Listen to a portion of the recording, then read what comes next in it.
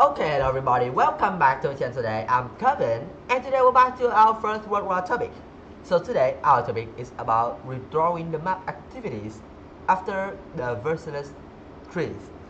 So after these treaties, further treaties were negotiated between the nationals and of course to divide up lands and hold, the lands that was held from nations to each others, but mostly from the defeated nations.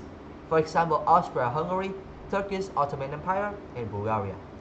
Much of the map at that time was changed as territories changed hands, and of course, national boundaries shift and new countries were created. And at this time, there are many negotiators and government who are disagree with the decisions of the treaties.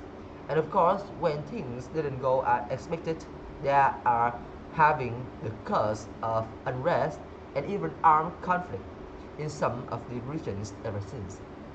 So the first thing we need to talk about is the Austria-Hungary. When these regions broke up at the end of the war, the two new countries, which is Czechoslovakia and Yugoslavia, was exists. Poland, which has never really existed as an independent place from, since 1795, was put back to the map as well. On the other hand, at the north, Finland, Estonia, Latvia, and Lithuania had been part of Russia until, under the hand of the Brest-Litovsk Treaty, they were handed over to the Germany.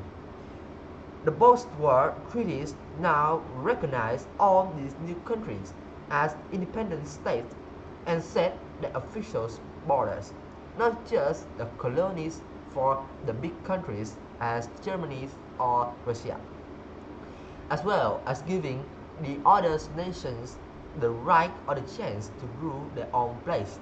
Many of the changes was also meant to reduce the power and of course the territories of the defeated nations.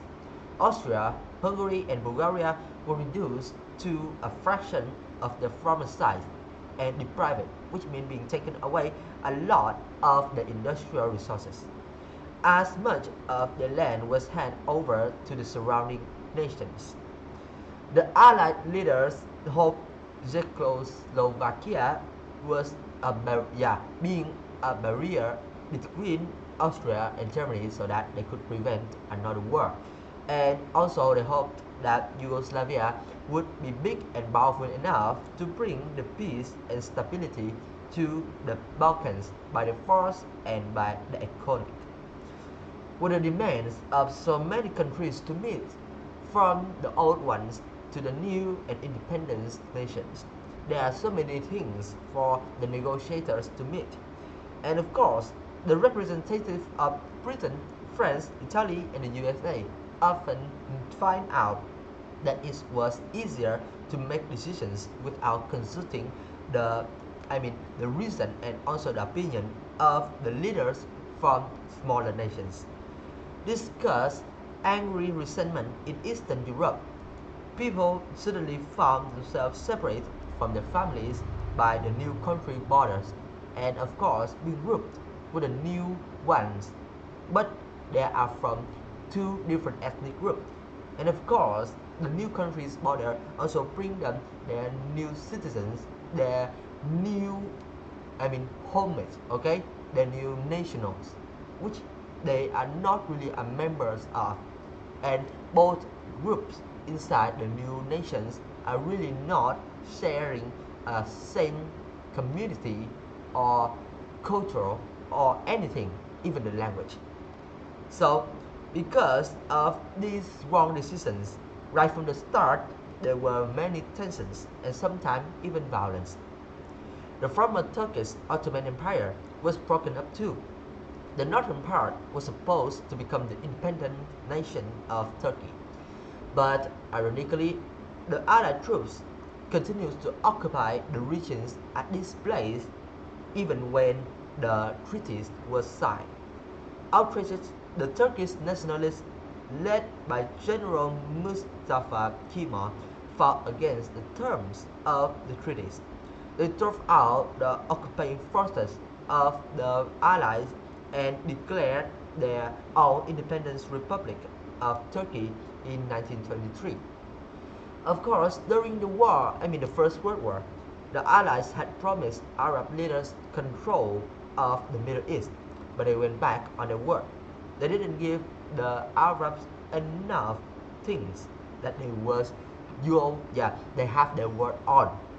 And of course, states run by Britain and France under the watch of the League of Nations.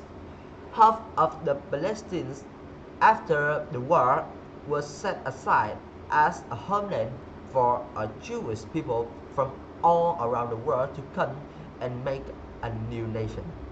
But all this was met with armed resistance from the Palestinians, so new treaties were brought in during the 1920s to give Arab leaders more control so that everything is going to be settled and the Arabs could feel better with the fact that the British went back on their word, and of course the places that they have fight now have to be settled, split into half so that they could share with the Jewish. But of course, because of that things, the Arab people didn't feel satisfied and feel right. That even when they fight, they now had the betrayal of the British and just get a small treaties so that gain more control. Even when they spend most of their time fighting with the Allies, and now the Allies just turn back on them. So when those treaties was put out, of course, the level of violence has dropped, but the regions has been troubled ever since.